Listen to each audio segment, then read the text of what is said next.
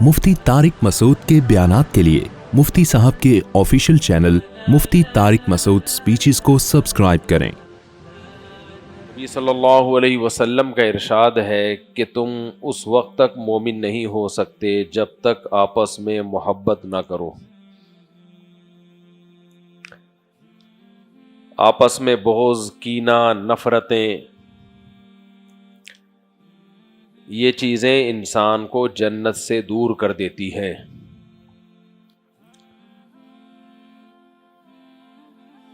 ہاں، وہ نفرت جو اللہ کی خاطر ہو، اللہ کی دشمنی، اللہ سے محبت میں اللہ کے دشمنوں سے ہو، وہ نفرت نقصان دہ نہیں ہے بلکہ وہ اور ترقی کا ذریعہ ہے۔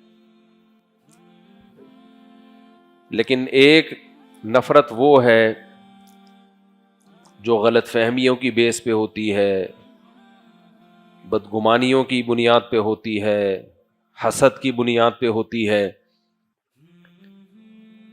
یہ نفرت انسان کو جنت سے دور کر دیتی ہے۔ اسی وجہ سے اسلام نے ان تمام کاموں کا حکم دیا جن کاموں کے کرنے سے ہمارے آپس کے ریلیشن مضبوط ہوتے ہیں، اور ان تمام کاموں سے اللہ نے منع کیا جن کے کرنے سے ہمارے آپس کے ریلیشن کمزور ہوتے ہیں۔ میں سمجھا پا رہا ہوں اپنی بات؟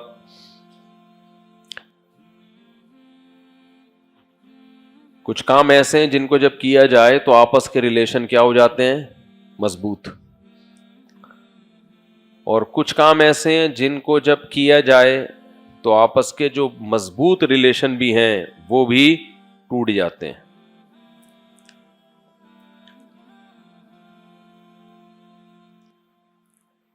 ریلیشن چاہے اللہ سے ہو، اللہ کے رسول سے ہو، یا عام مومنین سے ہو، یا اپنے رشتہ داروں سے ہو، ان سب کے ٹوٹنے کی وجہ بھی ایک ہی ہے اور جڑنے کی وجہ بھی ایک ہی ہے۔ ہمیں دو طرح کے ریلیشن ہیں جن کو مضبوط کرنا ہے، ایک اللہ سے ریلیشن ہمارا اور ایک مخلوق کا آپس میں۔ نبی کا ریلیشن اللہ کا ریلیشن ہی، وہ اللہ کا جتنا مضبوط ہوگا تو نبی سے اتنا خود بخود مضبوط ہوگا۔ تو اس لیے دو چیزوں کو ذکر کیا جاتا ہے، حقوق اللہ اور حقوق العباد۔ تو اللہ سے ریلیشن مضبوط کرنے کے لیے جو ایلفی استعمال ہوتی ہے، وہی ایلفی مخلوق کے ریلیشن کو بھی آپس میں جوڑتی ہے، اور جو کام مخلوق کے ریلیشن کو توڑتے ہیں آپس میں، وہی کام اللہ اور مخلوق کے ریلیشن کو بھی توڑتے ہیں۔ کون کون سے کام ہیں جن کے کرنے سے ریلیشن مضبوط ہوتے ہیں اور جن کے کرنے سے ریلیشن ٹوٹتے ہیں؟ میں تھوڑا سا آج ان پر بات کروں گا۔ تو ہم سب پہلے سے نیت کر لیں کہ ان کاموں پہ، ان باتوں پر انشاءاللہ عمل کریں گے۔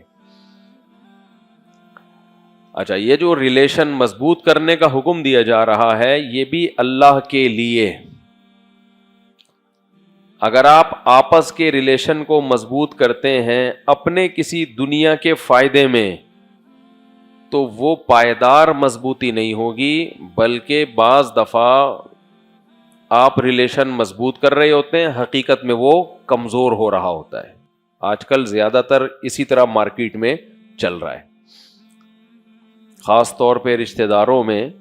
جب آپ اچھا سلوک کرتے ہیں تو وہ اچھا سلوک آپس میں جوڑ کے بجائے ایسی نفرتیں پیدا کرتا ہے کہ مشورہ دیا جاتا ہے کہ یہ سلوک نہ کرتے تو زیادہ اچھا تھا، کیونکہ آپ نے ذہن میں ایک دماغ بنا لیا ہوتا ہے کہ میں اس کے ساتھ ایسا کروں گا تو یہ جواب میں میرے ساتھ ایسا کرے گا، میں یوں کروں گا تو یہ بھی یوں کرے گا۔ جب وہ کرتا نہیں ہے تو آپ کو غصہ آتا ہے کہ ہم تو یہ کر رہے ہیں اور جواب میں یہ ہو رہا ہے ہمارے ساتھ۔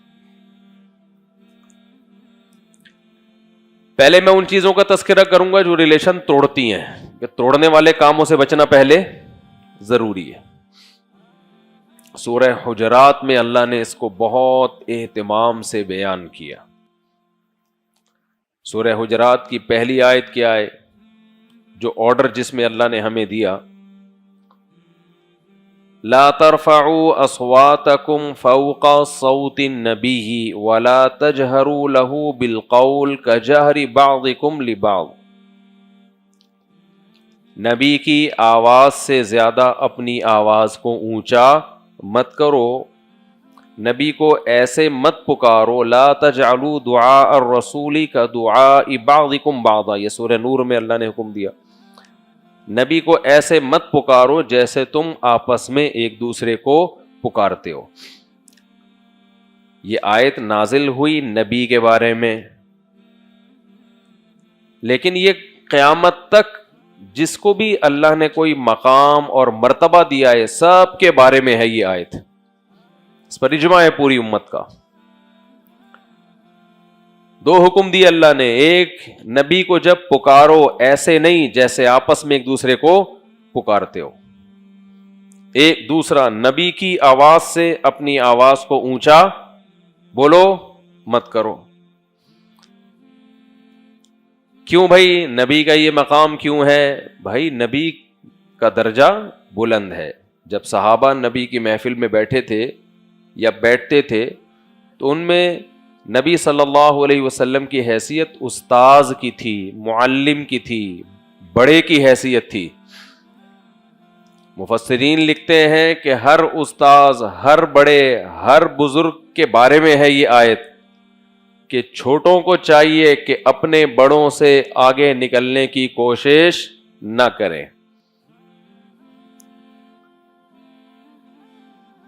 نفرتوں کی بہت بڑی وجہ یہ ہے کہ چھوٹا بڑے کا ادب کرنا چھوڑ دے، مارکیٹ میں بہت زیادہ ہو رہا ہے۔ میں بار بار کہتا ہوں نا، ہیومن رائٹس، ویمن رائٹس، گوروں نے ایک وہ بنایا ہوا ہے رائٹس کے نام پہ، ایک ڈرامہ بنایا ہوا ہے کہ انسانوں کے حقوق اور خواتین کے حقوق، لیکن اس نے سارے انسانوں کو ایک ہی لاٹھی سے ہانکا ہے۔ چھوٹے بڑے کی کوئی تمیز، ادب گوری کی ڈکشنری میں ان کے ہاں نہیں ہے، کوئی اس کی ڈیٹیل نہیں ہے۔ ہمیں قرآن میں تفصیل ملتی ہے، جیسے میں نے یہ آیت پڑھی، اس کے علاوہ بھی آیتیں ہیں